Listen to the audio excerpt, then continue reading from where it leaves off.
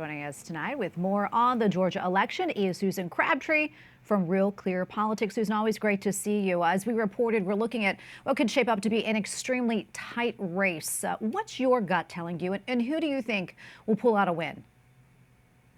Well, it's interesting because there's such an emphasis on early voting this time around. I think Republicans learned a big lesson during the midterms that they need to play up the idea of early voting and not discount it and discredit it in any way, because, as you know, there's still lingering doubts from the 2020 election when Trump disparaged early voting and he encouraged his voters to vote on Election Day. Right now, we do need a big turnout on Election Day for Herschel Walker for him to pull this off. There's evaluations that are going on both sides saying that they won the early vote, but Democrats believe they have it by at least 4 percentage points. Republicans are saying, well, there's more early voters that were over 50, so we believe we're confident about that. It's going to be a tight race, no doubt. There's only 38,000 votes separating the two in the midterm that forced this runoff, but there was a libertarian candidate that many people believe took votes from Herschel Walker. So both sides are expressing confidence going into this final day, and we'll see what happens. That's why it makes elections interesting to watch. It's anybody's game today. It will depend on turnout.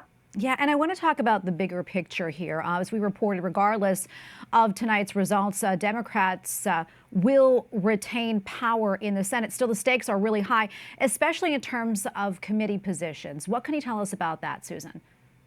That's right. Right now, it would have been an even obviously bigger deal if it was a 50-50 situation. But now, if Republicans could have won the majority by this Senate Senate outcome. But right now, what we're looking at is the possibility of retaining 50-50 status. And what that does is split the actual budget of each committee between Republicans and Democrats and splits the number of committee members so that Democrats cannot get a one-vote advantage, which would allow them to have subpoena power. And a lot of people believe that that would help them compete with House Republicans, who are obviously gearing up to go after Hunter Biden allegations, any connections to China, what's going on with the origin of the COVID virus.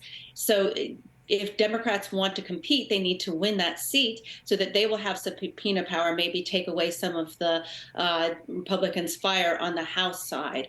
But if they keep it 50-50, then they won't have that, and they will have to split the budgets, which means staffing decisions as well, and more staff. If Warnock wins, Democrats will have more staff and subpoena power.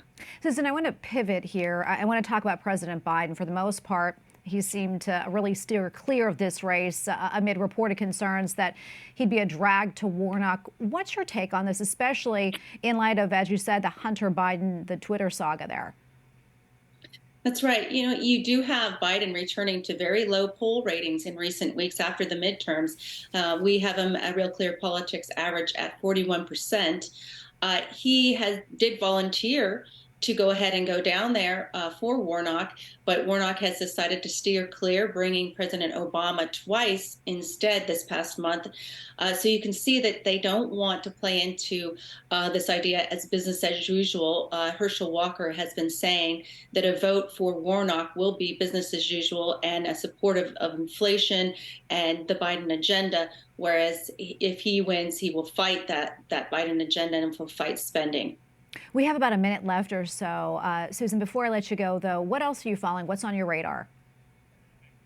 Well, right now I'm working on some big religious freedom series, so that's separate from my usual political reporting, but important, right? A series that we're taking on at Real Clear Politics. I'm looking at problems with Catholic bishops being abducted in Nicaragua, and we're going to do an ongoing series of the same kind of crackdown on religious freedom in China with the Uyghurs and Catholics, as well as evangelical Christians. Well, we look forward to following that. Susan, thank you so much for coming on. Always great to get your insights. We appreciate it.